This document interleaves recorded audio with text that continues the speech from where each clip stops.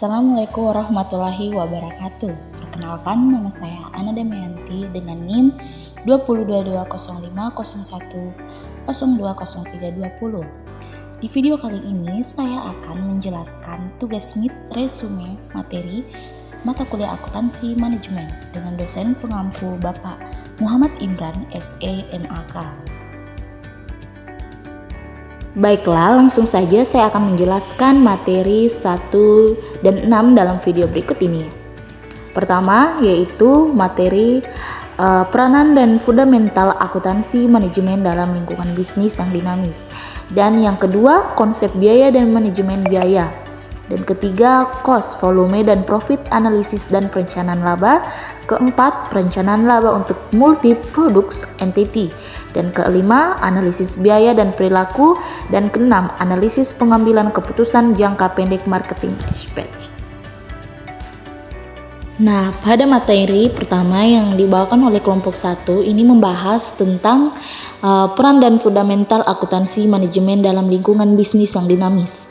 Akuntansi manajemen merupakan metode untuk identifikasi, pengumpulan, pengukuran, penggolokan, dan pelaporan aspek informasi yang berguna untuk pemakaian user internal bisnis perusahaan, yaitu manajer dan direksi atau eksekutif dan staf karyawan untuk planning, untuk merencanakan kontrol pengambilan dan pengambilan suatu keputusan. Pencipta sistem informasi akuntansi, seorang akuntansi manajemen seharusnya bisa menciptakan sistem akuntansi yang diimplementasikan di praktik luar lingkungan bisnis perusahaan serta bisa menghubungkan proses yang dieksis di internet suatu sistem supaya efisien dan efektif. Selanjutnya materi kedua yang dibawakan oleh kelompok 2, konsep biaya dan manajemen biaya. Dalam konteks manajemen biaya ada beberapa konsep penting yang perlu dipahami.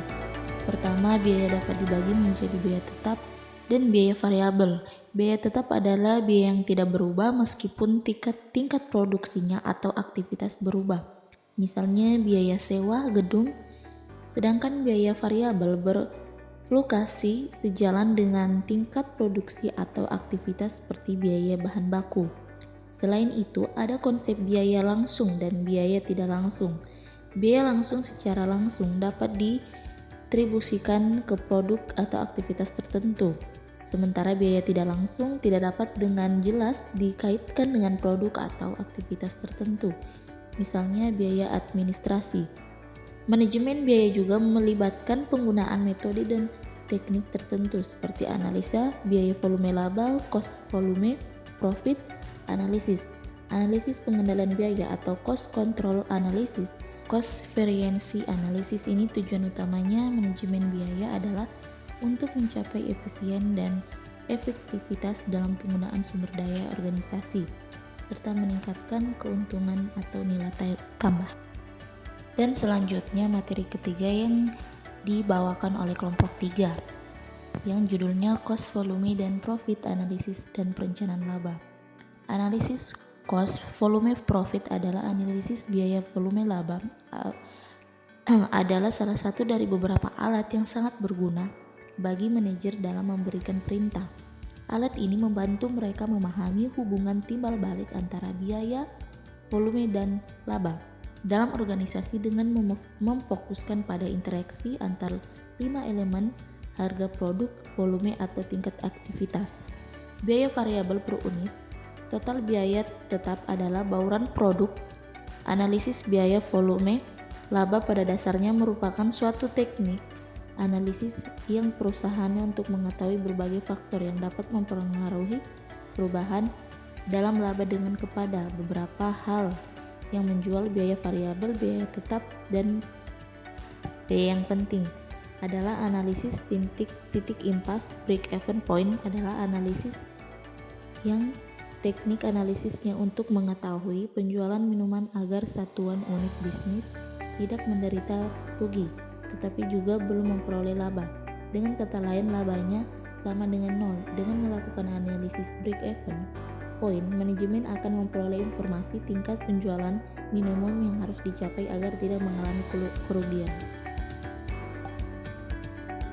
Selanjutnya beralih ke materi keempat, itu yang dibawakan oleh kelompok keempat, judulnya dengan perencanaan laba untuk multi product entity. Perencanaan laba menurut Mahfudz 1996, perencanaan laba atau profit planning sering disebut budget. Perencanaan planning atau budget ini atau rencana operasi adalah rencana dari manajemen yang meliputi seluruh tahap dari operasi di masa yang akan datang.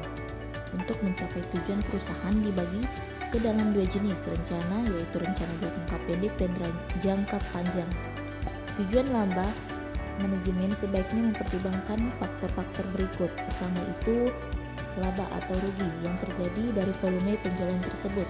Dan kedua, volume penjualan yang diperlukan untuk menutup semua biaya plus menghasilkan laba yang mencukupi untuk membayar, dibagi serta menyediakan kebutuhan bisnis masa depan.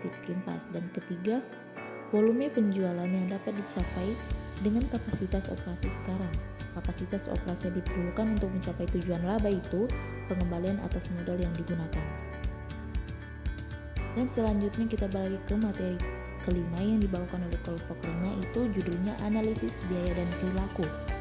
Biaya merupakan objek yang dicatat, digolongkan, diringkas, dan disajikan oleh akuntansi biaya. Proses akuntansi biaya dapat ditunjukkan untuk memenuhi kebutuhan baik pihak intern perusahaan maupun pihak eksternal perusahaan. Klasifikasi biaya itu meliputi pertamanya itu unsur pokok dalam bisnis diantaranya, dan kedua biaya merupakan pengorbanan sumber ekonomi, dan ketiga diukur dalam satuan uang. Berdasarkan objek biaya atau cost objek ini merupakan suatu dasar yang digunakan untuk melakukan perhitungan biaya. Perusahaan dapat dimiliki banyak hal yang dapat dijadikan objek biaya, diantaranya pertama produk, kedua jasa, ketiga pelanggan, keempat merek. Mungkin itu saja dari pembahasan materi saya. Terima kasih. Wassalamualaikum warahmatullahi wabarakatuh.